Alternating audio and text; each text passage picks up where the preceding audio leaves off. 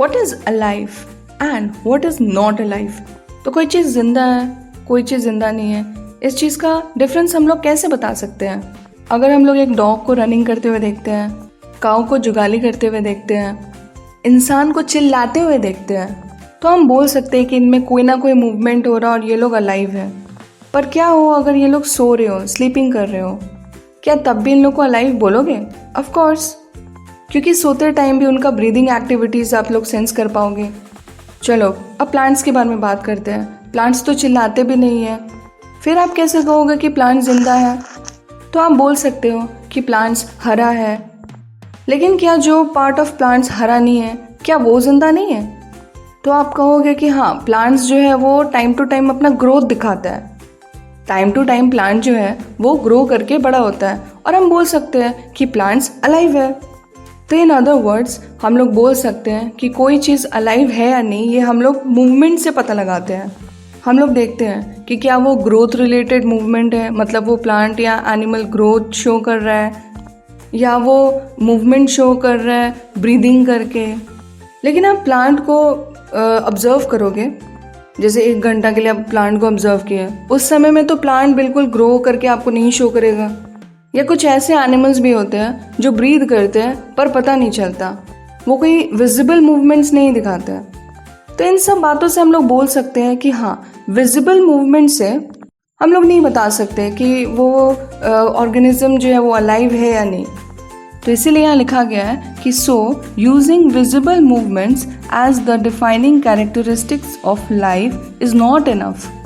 अब अगर कोई स्मॉल स्केल मूवमेंट हो रहा है तो वो आंखों को दिखाई नहीं देगा, वो आईज के लिए इनविजिबल होगा। जैसे कि मूवमेंट ऑफ मॉलिक्यूल्स जो कि बॉडी के भीतर होता है। पर क्या ये इनविजिबल मॉलिक्यूलर मूवमेंट बॉडी के लिए ज़रूरी है? और हम लोग सब जानते हैं कि हाँ, ज़रूरी है। पर अब वायरसेस जो कि जब तक इन्फेक्ट नहीं करता है तब तक कोई मॉलिक्यूलर मूवमेंट शो ही नहीं करता। इसीलिए तो कंट्रोवर्सी है कि वायरसेस सच में लिविंग है भी कि नहीं।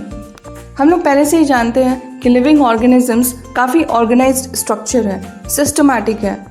उनमें सेल्स होते हैं, सेल्स टिश्यूज़ में ऑर्गेनाइज्ड होते हैं और सेल के भीतर छोटे छोटे कंपोनेंट्स होते हैं जिनको हम लोग सेल ऑर्गेनिज्म बोलते हैं। अब एनवायरनमेंट के इफेक्ट के कारण ये जो लिविंग स्ट्रक्चर्स का ऑर्गेनाइज नेचर है वो ब्रेक डाउन होते रहता है, और अगर ये ब्रेक डाउन हो जाता है तो वो ऑर्गेनिज्म अलाइव नहीं रहता है।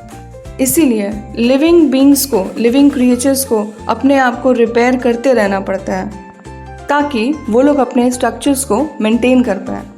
अब लिविंग बींग्स जो है, इनके अंदर में मॉलिक्यूल्स तो है ही, और इन मॉलिक्यूल्स को हमेशा मूव करते रहना होता है लिविंग बींग्स के अंदर, ताकि वो ऑल द टाइम अलाइव रह पाए। अलाइव रहने के लिए जो भी प्रोसेसेस रिक्वायर्ड होता है उसको हम लोग बोलते हैं लाइफ प्रोसेस, जो कि इस चैप्टर का नाम है। मतलब कि किसी भी ऑर्गेनिज्म को ज़िंदा रहने के लिए, अपने आप को मेंटेन करने के लिए बॉडी के अंदर जो भी प्रोसेसेस को चलाते रहना होता है उनको हम लोग बोलते हैं life processes. Hi everyone, welcome to the NCERT alphabets. I am your Anjali ma'am, और आज आप मेरे साथ ही क्लास 10 का बायोलॉजी का चैप्टर लाइफ प्रोसेस को समझोगे। इस वीडियो में आप लोग बुक लेके भी बैठ सकते हो। NCERT का बुक लेके बैठोगे तो और अच्छा ही है। यहाँ हम लोग NCERT को लाइन बाय लाइन समझ के डिस्कस करके आगे बढ़ेंगे। लेकिन हाँ, पेन और नोटबुक ज़रूर रख लेना, कुछ कुछ नोट करना पड़ सकता है बीच बीच में। तो लिविंग बींग्स के अंदर जो फंक्शंस होता है, मतलब कि जो मेंटेनेंस फंक्शंस होता है, जो उनको ज़िंदा रखता है, वो सारा फंक्शन हमेशा चलते रहना चाहिए। मतलब जब वो कुछ नहीं कर रहे होते हैं, रेस्ट कर रहे होते हैं, तब भी चलना चाहिए। वो किसी काम में बिजी है, जैसे अभी हम लोग पढ़ाई कर रहे हैं, उस समय भी लिविंग प्रोसेसेस, जो लाइफ प्रोसेसेस होता है, वो सब चलते रहना चाहिए। हम लोग उनके बारे में नहीं सोच रहे, हम लोग ब्रीदिंग के बारे में नहीं सोच रहे, हम लोग डाइजेशन के बारे में नहीं सोच रहे, पर फिर भी वो सब होना इम्पॉर्टेंट है। और इस चैप्टर में हम लोग पढ़ेंगे कि जो भी सारा प्रोसेसेस जो एक साथ मिलके ये maintenance of the body of the living organisms को परफॉर्म करता है, वो सारा प्रोसेसेस को हम लोग लाइफ प्रोसेसेस में गिनते हैं। अब तुम्हें सोचो, कहीं पे अगर डैमेज से बचाना है, मेंटेन करना है प्रोसेस, कोई प्रोसेस को मेंटेन करना है, तो उसमें क्या चाहिए होगा? Energy and raw materials. अब ये जो एनर्जी और रॉ मटेरियल्स है वो कहाँ से आएगा? ऑफकोर्स बाहर से आएगा, बॉडी के बाहर से आएगा, फ्रॉम फूड। अगर बॉडी को ग्रो भी करना हुआ तब भी फूड चाहिए होगा, क्योंकि ग्रो करने के लिए भी एडिशनल रॉ मटेरियल्स का ज़रूरत होगा। हम लोग का जो बॉडी है, लिविंग ऑर्गेनिजम्स का जो बॉडी है, वो मोस्टली कार्बन से बना हुआ है। इसी के लिए हम लोग जो भी खाना खाते हैं वो सब में मोस्टली कार्बन प्रेजेंट होता है। और अलग अलग ऑर्गेनिजम्स जो है वो अलग अलग न्यूट्रिशनल प्रोसेसेस को यूज़ करके अपने अंदर फूड को लेते हैं। तो मतलब इस चैप्टर में एक तो टॉपिक समझ गए हम लोग कि हम लोगों को न्यूट्रिशन तो पढ़ना ही पढ़ना है, कि कैसे आप फूड को बाहर से लेते हो और बॉडी उसको कैसे यूज़ करता है। अब जो भी ये फूड आप ले रहे हो बाहर से, वो डाइजेस्ट हो गया, उसके बाद वो अपना सिंपलेस्ट फॉर्म में भी बदल गया। लेकिन ये जो सिंपलेस्ट फॉर्म ऑफ फूड है, इसको ब्रेक डाउन करके हम लोग उसमें से एनर्जी निकालना होगा ताकि हमारा बॉडी यूज़ कर पाए उस एनर्जी को। एनसीईआरटी में एक और स्टेटमेंट लिखा हुआ है, जैसे कि oxidising reducing reactions are some of the most common chemical means to break down the molecules. मतलब मॉलिक्यूल्स को ब्रेक करने के लिए हम लोग को ऑक्सीडाइजिंग रिड्यूसिंग रिएक्शंस का ज़रूरत पड़ता है। तो सेल का नीड्स के लिए फूड को, सिंपलेस्ट फूड को ब्रेक डाउन करके उससे एनर्जी को निकालना, इस प्रोसेस को हम लोग बोलेंगे रेस्पिरेशन। तो मतलब कि इस चैप्टर में हम लोग जो सेकेंड पार्ट पढ़ने वाले हैं वो होगा रेस्पिरेशन। अच्छा, अगर सिंगल सेलुलर ऑर्गेनिजम्स हुआ तो उसके लिए कोई स्पेसिफिक ऑर्गन का ज़रूरत नहीं है फूड को अंदर लेने के लिए, या एक्सचेंज ऑफ गैसेस करने के लिए, या रिमूवल ऑफ वेस्ट करने के लिए, क्योंकि उनका जो बॉडी सरफेस है वो एंटायरली एनवायरनमेंट से कांटेक्ट में है। लेकिन जब हम लोग एक मल्टी सेलुलर ऑर्गेनिज्म का बात करते हैं, जैसे कि ह्यूमंस, अब ह्यूमंस का बॉडी में तो हर सेल जो है वो एनवायरनमेंट के कांटेक्ट में नहीं है। तो इसीलिए बोला गया है कि मल्टी सेलुलर ऑर्गेनिजम्स के लिए सिंपल डिफ्यूजन जो है वो सारा का सारा जो रिक्वायरमेंट्स है सेल का वो पूरा नहीं कर सकता। Simple diffusion will not meet the requirements of all the cells. हाँ, तो इसी चीज़ के ऊपर एनसीईआरटी इन टेक्स्ट क्वेश्चन भी पूछा गया है, जिसका आंसर हम लोग थोड़ा देर में अभी डिस्कस करेंगे। एक्चुअली डिस्कस कर चुके हैं, अच्छे से लिख लेंगे। अच्छा, जब ये कार्बन बेस्ड फूड को ब्रेक डाउन किया जाता है बॉडी के भीतर ऑक्सीजन के प्रेजेंस में, जिसको हम लोग अभी रेस्पिरेशन बोले, तो उस टाइम पे कुछ बाय प्रोडक्ट्स भी बनता है, जैसे कि कार्बन डाइऑक्साइड बन जाता है, जो हम लोगों के बॉडी के लिए ऐसा नहीं है कि यूज़फुल है, बिल्कुल ही नॉट यूज़फुल है। साथ ही साथ अगर कार्बन डाइऑक्साइड बॉडी के अंदर जमा होता है तो दैट इज़ हार्मफुल ऑल्सो, वो हार्मफुल भी है। तो भाई जो चीज़ बॉडी के लिए वेस्ट है, कचरा है, उस चीज़ को बाहर रिमूव भी करना होगा। तो रिमूवल ऑफ वेस्ट प्रोडक्ट्स को हम कह सकते हैं एक्सक्रीशन। अच्छा, एक्सक्रीशन से पहले एक प्रोसेस होगा, उसको हम बोलेंगे ट्रांसपोर्टेशन। अब जो मल्टी सेलुलर ऑर्गेनिजम्स होते हैं उनके पास डाइजेस्टिव सिस्टम होता है। फूड जो है वो डाइजेस्ट होता है डाइजेस्टिव सिस्टम में और ब्रेक डाउन होता है स्मॉलेस्ट सब्सटेंस में, जैसे कि ग्लूकोज। तो ग्लूकोज भाई सिर्फ डाइजेस्टिव सिस्टम को थोड़ी ना चाहिए, मतलब सारे बॉडी सेल्स को चाहिए होगा, ब्रेन को चाहिए होगा, हाथों को चाहिए होगा, पैरों को चाहिए होगा।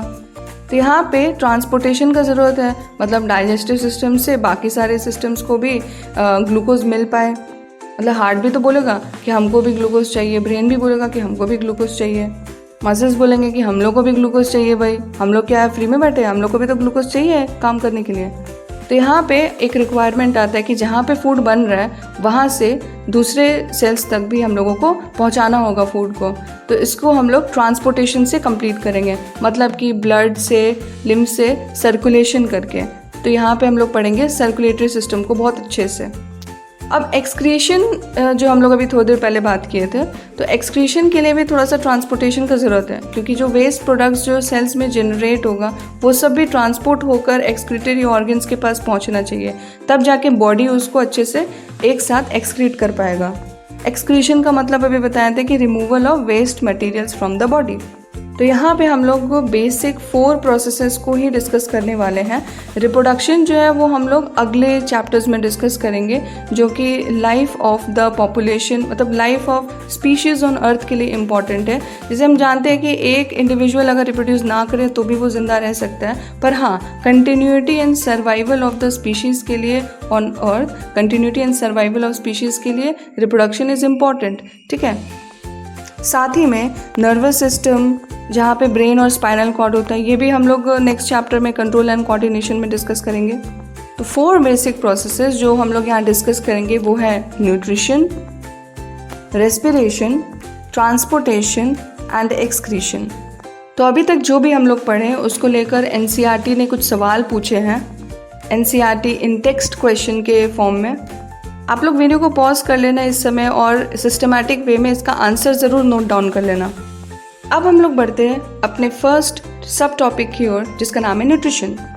हम लोग साइकिल चला रहे हो, दौड़ रहे हो, भाग रहे हो, कुछ ना भी कर रहे हो, एनर्जी सब चीज़ में रिक्वायर्ड होता है। वैसे बैठ के सीधा गाना सुन रहे हैं तो भी एनर्जी रिक्वायर्ड होता है, क्योंकि उस टाइम पे भी ब्रीदिंग वीदिंग चल रहा होता है, अपना बॉडी कहीं ना कहीं से ग्रो कर रहा होता है, डेवलप कर रहा होता है, अंदर कोई ना कोई प्रोटीन बन रहा होता है, कोई ना कोई सब्सटेंसेस का मूवमेंट हो ही रहा होता है। हम लोग जानते हैं कोई भी चीज़ फ्री में नहीं होता है, हर चीज़ के लिए हार्ड वर्क, एफर्ट, ये सब लगता ही है। तो एनर्जी भी लगता है बॉडी के अंदर।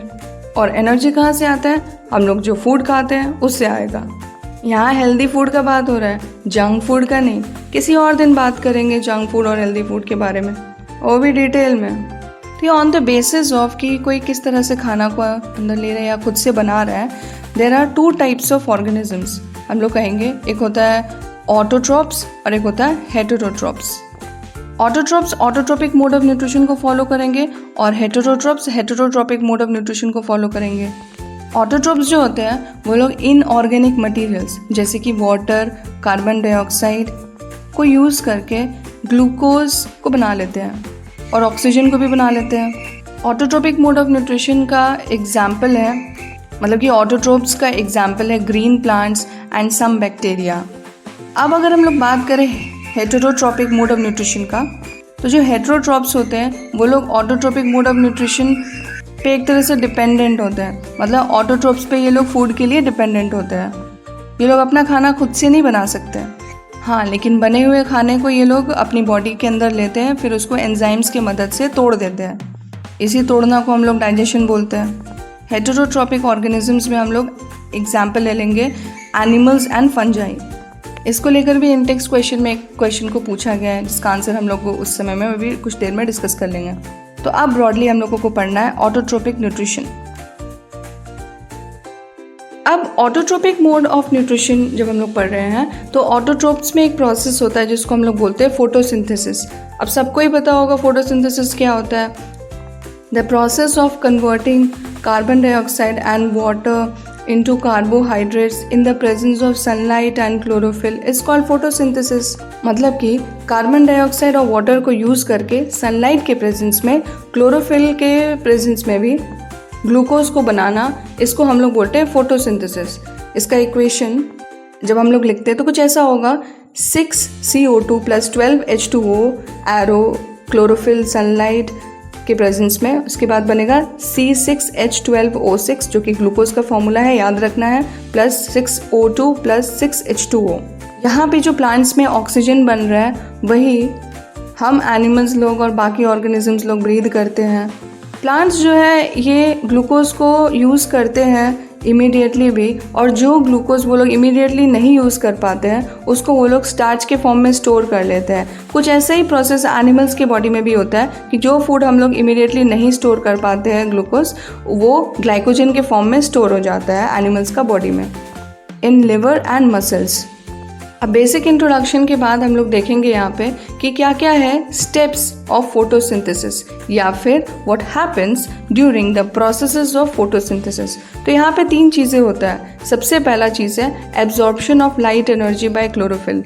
मतलब कि क्लोरोफिल जो है वो है लाइट एनर्जी को ट्रैप करता है, एब्जॉर्ब करता है, ठीक है। सेकेंड प्रोसेस होता है conversion of light energy into chemical energy. मतलब लाइट एनर्जी केमिकल एनर्जी में चेंज होता है। और एक प्रोसेस होता है सेकेंड स्टेप में, वो होता है splitting of water molecules into hydrogen and oxygen. मतलब कि वाटर मॉलिक्यूल्स टूट के हाइड्रोजन और ऑक्सीजन एटम ऐसे बन जाता है।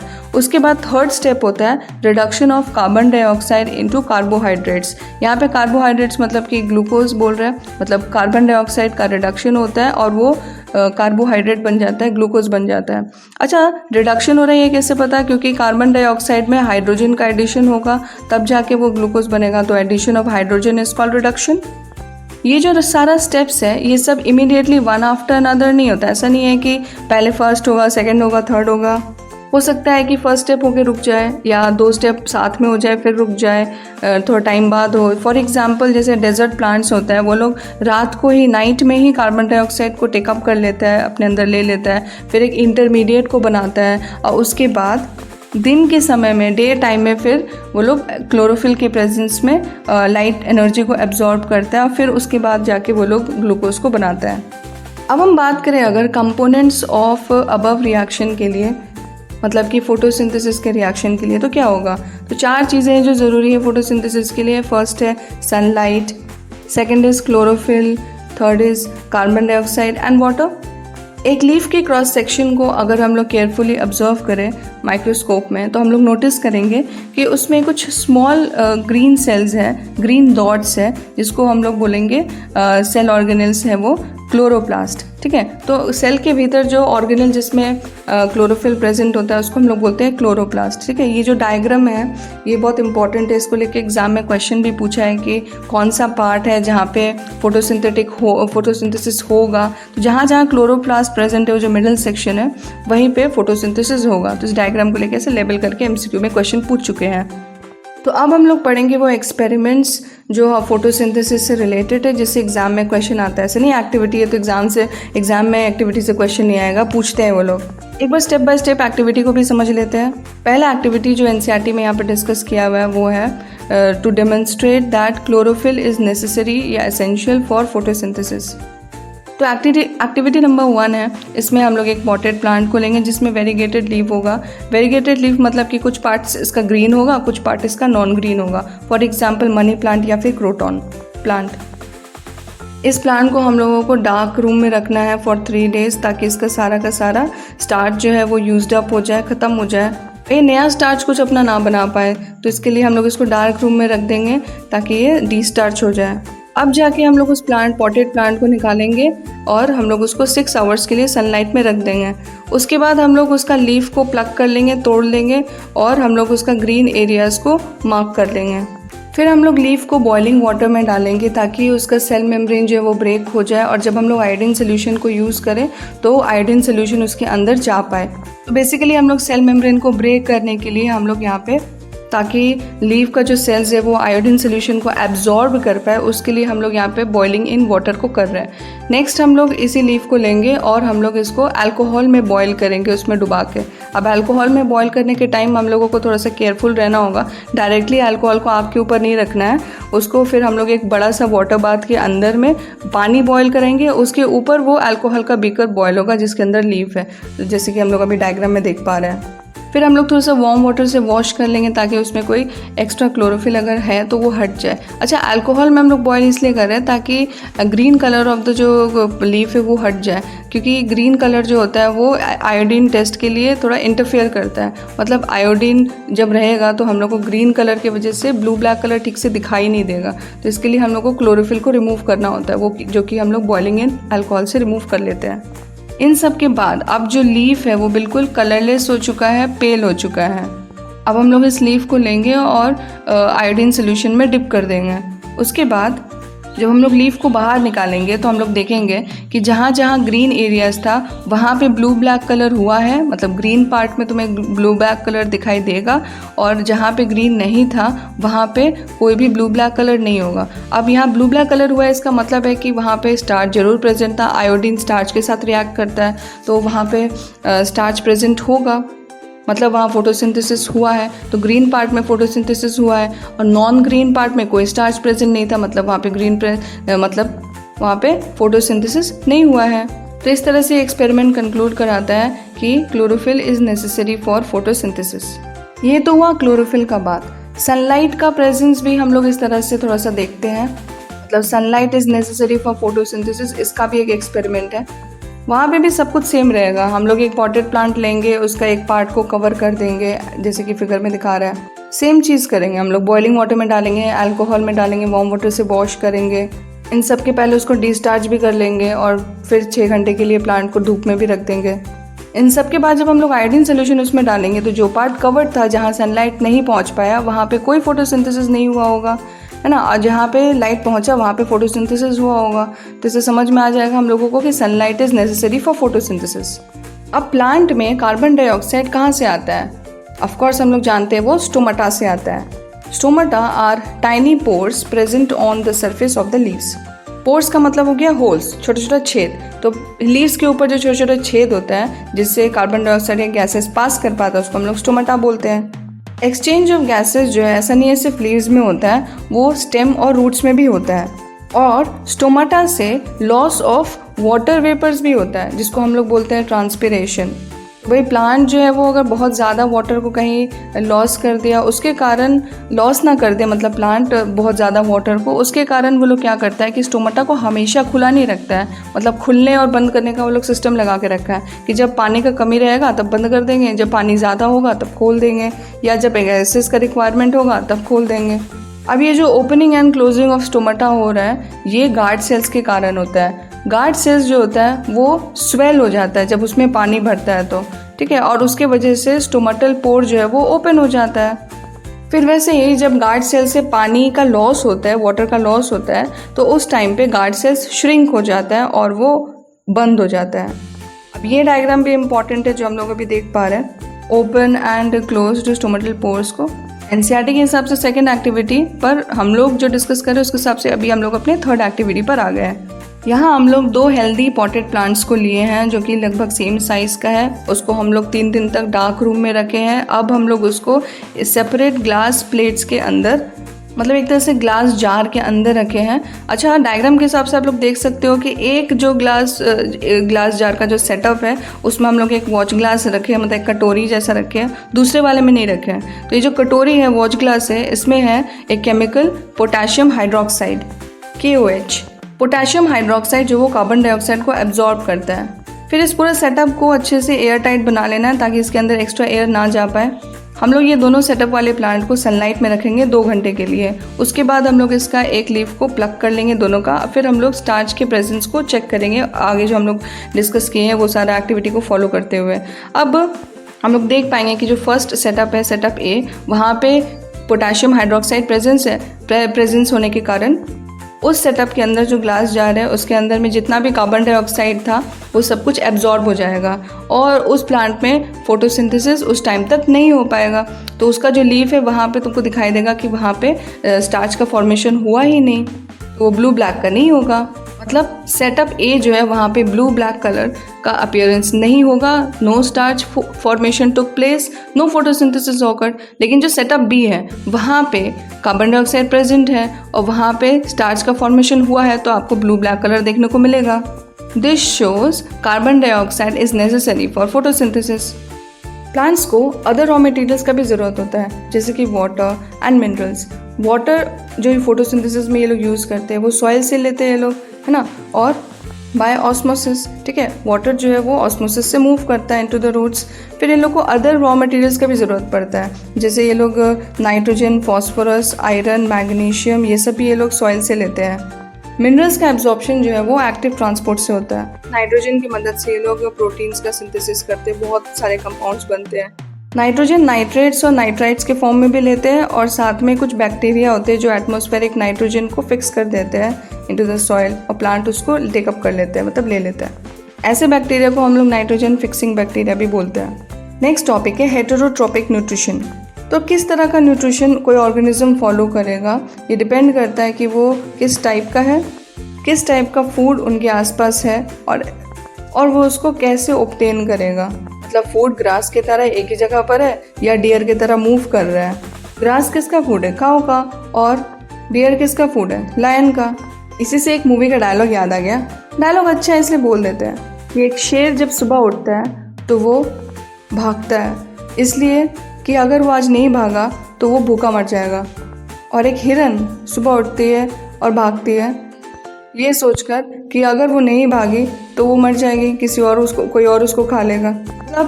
मतलब हिरन हो या फिर शेर, सब लोग अपना एक पर्पस के साथ लाइफ में सुबह उठता है। अच्छा, कुछ ऑर्गेनिजम्स जैसे कि fungi, may be bread moulds, east और मशरूम्स, ये लोग क्या करते हैं, फूड मटेरियल्स को अपनी बॉडी के बाहर, है ना, आउटसाइड द बॉडी उसको ब्रेक डाउन करते हैं और फिर उसको एब्जॉर्ब करते हैं।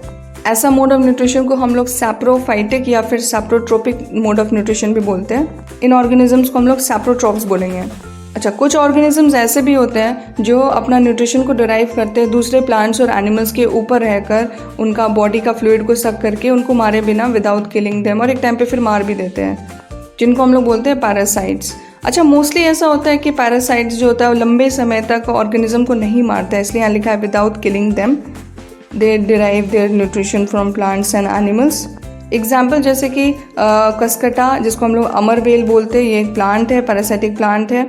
फिर टिक्स हो गया, लाइस और लीचेस और टेपवर्म्स, ये भी पैरासाइट्स आएगा। अब हम लोग सिंगल सेल्ड ऑर्गेनिजम्स का बात करें, जैसे कि बैक्टीरिया हो गया, फूड वो लोग अपना एंटायर बॉडी सरफेस से ले सकता है, लेकिन जैसे जैसे ऑर्गेनिजम्स का कॉम्प्लेक्सिटी बढ़ता है तो अलग अलग स्पेशलाइज स्ट्रक्चर्स वो लोग रखे हैं अलग अलग फंक्शंस के लिए। जैसे कि अमीबा जो है वो टेम्पररी फिंगर लाइक प्रोजेक्शंस को यूज़ करता है, जो कि उसके सेल सरफेस से निकलता है, इसको हम लोग बोलते हैं स्यूडोपोडिया। उससे वो लोग फूड को अंदर लेता है, ये स्यूडोपोडिया फ्यूज़ करता है और फूड वैक्यूल बनता है। फूड वैक्यूल के अंदर कॉम्प्लेक्स सब्सटेंसेस जो है वो ब्रेक डाउन होता है इनटू सिंपलर वंस। जो काम का सब्सटेंस होता है वो साइटोप्लाज्म में डिफ्यूज हो जाता है, जो अनडाइजेस्टेड मटेरियल है उसको सेल के बाहर फेंक दिया जाता है। मतलब अमीबा के अंदर में हम लोग देखें कि स्यूडोपोडिया काम किया, फिर फूड वैक्यूल बना। उसी तरह से पैरामीशियम भी एक और यूनिसेल्युलर ऑर्गेनिज्म है, उसके पास सिलिया होता है उसकी पूरी बॉडी में। इस सेल का एक डेफिनेट शेप होता है, मतलब पैरामीशियम का एक डेफिनेट शेप होता है। फूड जो है वो उसके अंदर एक स्पेसिफिक स्पॉट से लिया जाता है। इस स्पॉट तक फूड जो है वो सिलिया के मूवमेंट की वजह से पहुंच जाता है, जो कि उसके पूरे सरफेस पे प्रेजेंट है। सिलिया जो है उसके पूरे सरफेस पे प्रेजेंट है, और सिलिया का मूवमेंट की वजह से जो हेयर लाइक ग्रोथ है सिलिया, उसके मूवमेंट के वजह से फूड जो है वो उस स्पेसिफिक स्पॉट तक पहुंच जाता है, जहाँ से पैरामीशियम अपना खाना को अंदर ले लेता है। नेक्स्ट टॉपिक है न्यूट्रिशन इन ह्यूमन बींग्स। यहाँ हम लोग बेसिकली ह्यूमन डाइजेस्टिव सिस्टम को डिस्कस करेंगे। यहाँ एक थर्ड एक्टिविटी दिया हुआ है ह्यूमन डाइजेस्टिव सिस्टम के पास कि भाई 1 ml स्टार्च सोल्यूशन लेना है 1% वाला, और 2 टेस्ट ट्यूब में उसको डाल देना है। मतलब 2 टेस्ट ट्यूब में 1 ml का स्टार्च सोल्यूशन लेना है 1% वाला। उसमें फर्स्ट टेस्ट ट्यूब जो है, टेस्ट ट्यूब ए जो है, उसमें सलाइवा को ऐड करना है, 1 ml सलाइवा ऐड करना है, और फिर दोनों टेस्ट ट्यूब्स को अनडिस्टर्ब छोड़ देना है 20 to 30 मिनट्स के लिए। फिर उसमें few drops of iodine solution को डालना है। अब तुम लोग बताओ कि किस टेस्ट ट्यूब में आयोडीन सोल्यूशन डालने के बाद चेंज इन कलर देखने को मिलेगा। टिक टिक 1, टिक टिक 2, टिक टिक 3।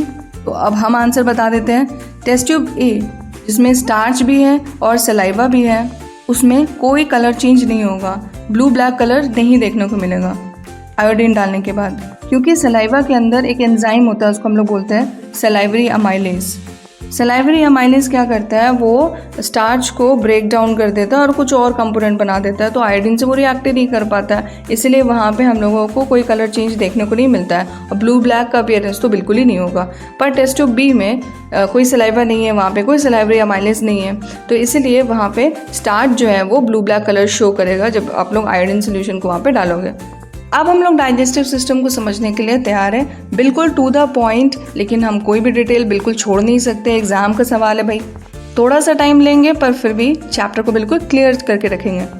डाइजेस्टिव सिस्टम जो है इसको हम लोग एलिमेंट्री कनाल भी बोलते हैं, गट भी बोलते हैं। तो ये जो पूरा का पूरा एलिमेंट्री कनाल है, ये बेसिकली एक लॉन्ग ट्यूब है जो कि माउथ से लेकर एनस तक एक्सटेंडेड है।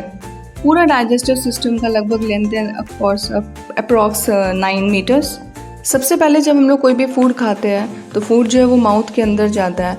माउथ के अंदर प्रेजेंट होता है टीथ, टंग और सलाइवरी ग्लैंड्स।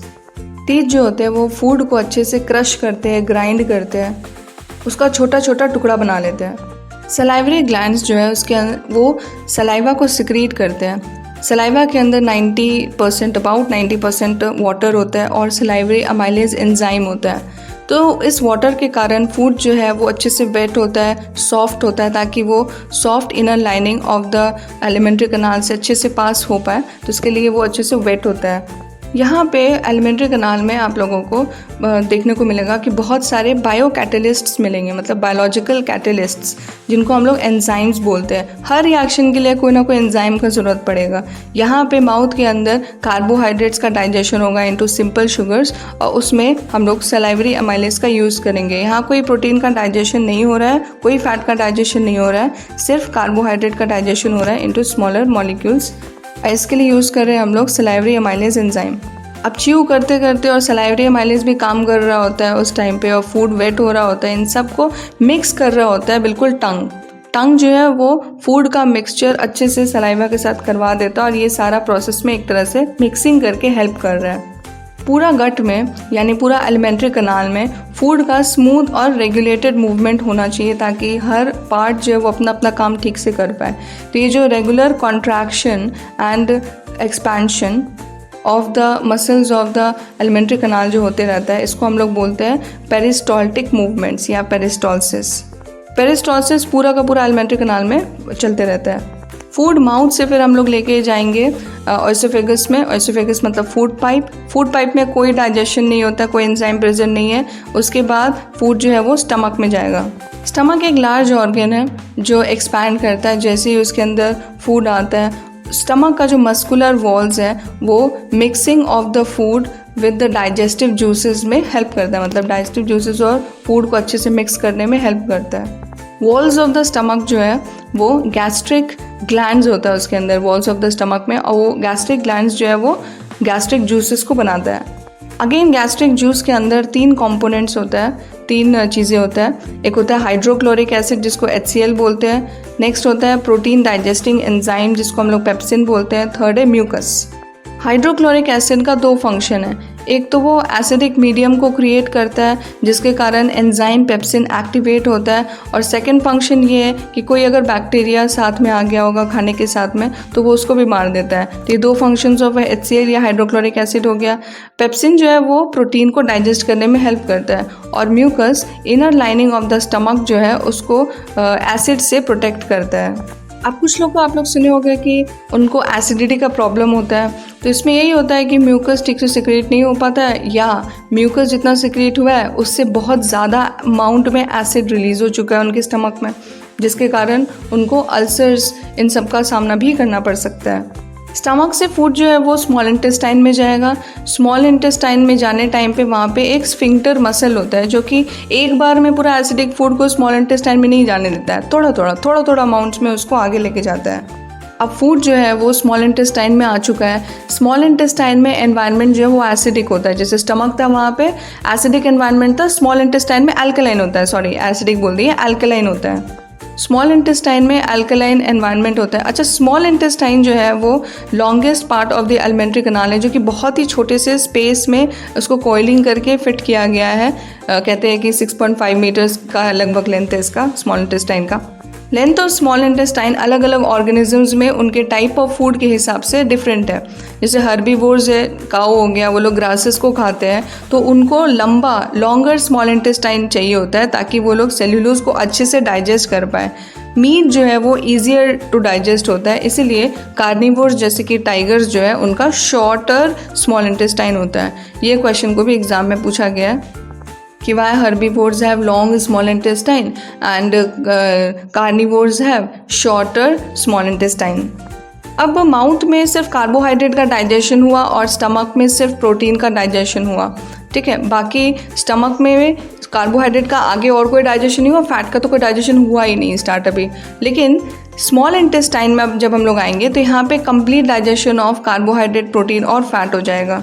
यहाँ पे 3 ग्लैंड्स काम कर रहा है। एक लिवर अपना सिक्रीशंस को दे रहा है, पैनक्रियास दे रहा है, साथ में इंटेस्टाइन का जो वॉल्स है वो भी इंटेस्टिनल ग्लैंड्स है, वो भी इंटेस्टिनल जूस को बना के दे रहा है। पैनक्रियाटिक एंजाइम्स के कारण जो एसिडिक फूड है जो स्टमक से आ रहा था वो अब अल्कलाइन हो जाएगा।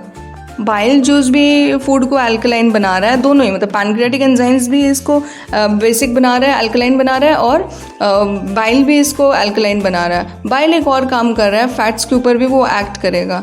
फैट्स जो कि इंटेस्टाइन में प्रेजेंट है in the form of large globules which makes it difficult for enzymes to act on them. ये लार्ज ग्लोब्यूल्स बन जाता है जिसके कारण एंजाइम्स ठीक से इस पर एक्ट नहीं कर पाता है। तो बाइल जो सॉल्ट्स होता है वो इसको ब्रेक डाउन करता है छोटा ग्लोब्यूल्स में, ताकि एंजाइम्स एफिशिएंटली इसके ऊपर काम कर सकें। ये सिमिलर है जो इमल्सिफाइंग एक्शन ऑफ सोप्स हम लोग जो पढ़ते थे चैप्टर 4 में, वो वाला है, उसी की तरह बिल्कुल ये वाला है।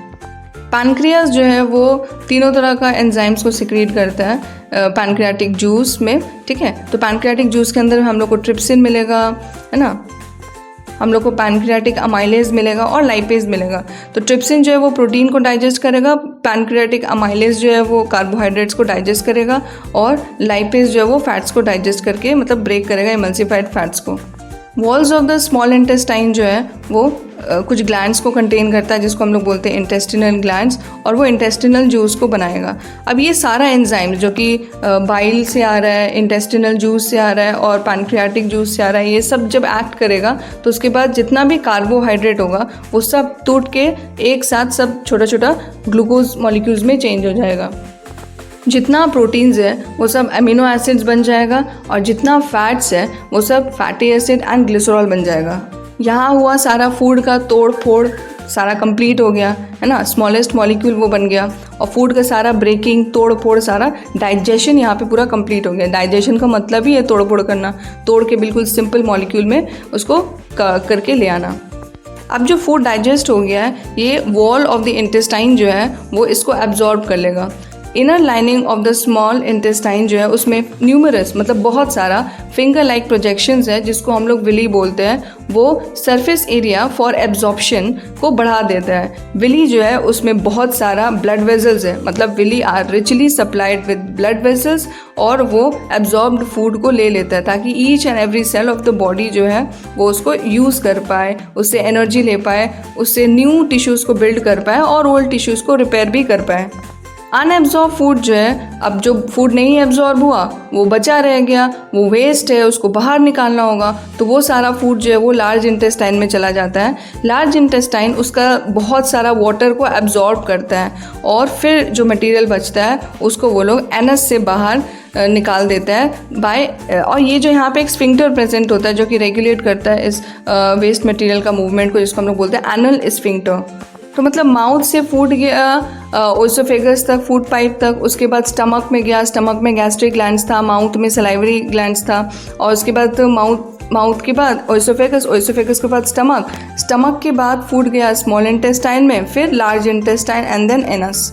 यहाँ एक और छोटा सा टॉपिक है डेंटल कैरीज। डेंटल कैरीज इसको हम लोग टूथ डिके भी बोलते हैं, जो कि ग्रेजुअली मतलब स्लोली सॉफ्टनिंग होता है एनिमल एंड डेंटाइन का। अब एनिमल और डेंटाइन जो है वो टीथ का ही पार्ट है, टीथ का जो वाइट पोर्शन है उसको हम लोग बोलते हैं एनिमल, और उसके नीचे ही प्रेजेंट होता है लेयर में डेंटाइन। तो क्या होता है कि बैक्टीरिया जो होता है जो मुंह के अंदर आ जाता है वो हम लोग के दांतों में चिपके हुए शुगर्स के ऊपर एक्ट करता है, और उसके बाद वो एसिड्स को प्रोड्यूस करता है। अब यहाँ जो एसिड्स वो लोग प्रोड्यूस करता है वो एनिमल जो कि हार्डेस्ट सब्सटेंस है बॉडी के अंदर, उसको वो लोग घोल देता है, डीमिनरलाइज कर देता है।